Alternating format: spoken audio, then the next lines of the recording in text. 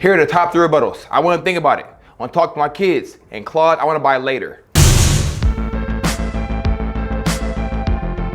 Here's how to fix it. Claude, I want to think about it. Perfect, John, because the insurance company is thinking about covering you right now, all thing about is what coverage you want to apply for. If you get approved, you always can get more later. You always can change your beneficiaries, but right now if you passed away, what's best for your wife?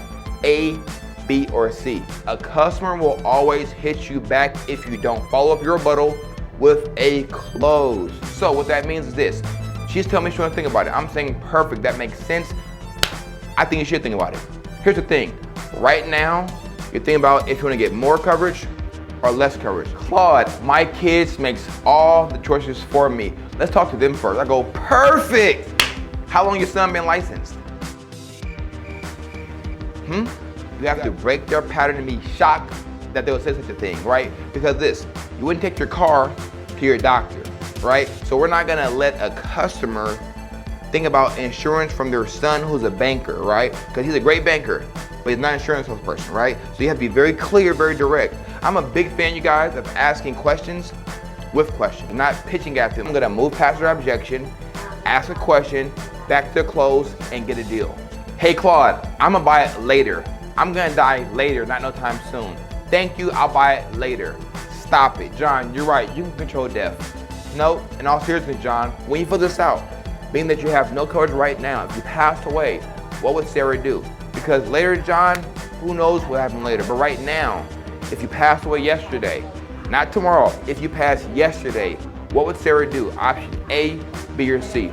You guys, I'm gonna call them out on what they're saying because they're trying to tell you, give me a reason to buy. You're in a home every day, try to make it happen. You have to get good at closing. Now here's a big secret.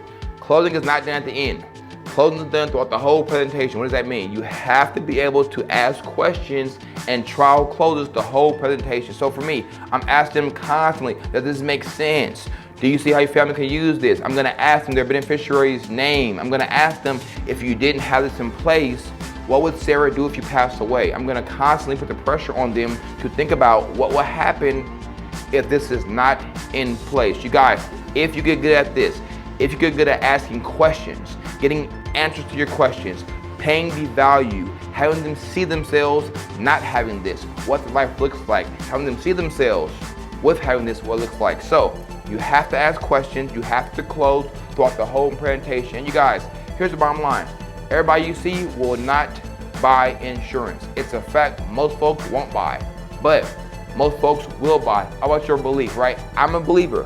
If you close through the whole presentation, most folks will buy. Now, if you're getting to the end with a fancy spiel hoping they buy, most folks won't buy. See the difference there? You have to close through the whole presentation, ask questions, get the answer, talk about beneficiaries, talk about if you didn't have this, what it looks like. If you did have this, what it looks like. So, in closing, close throughout the whole presentation, ask questions, add value.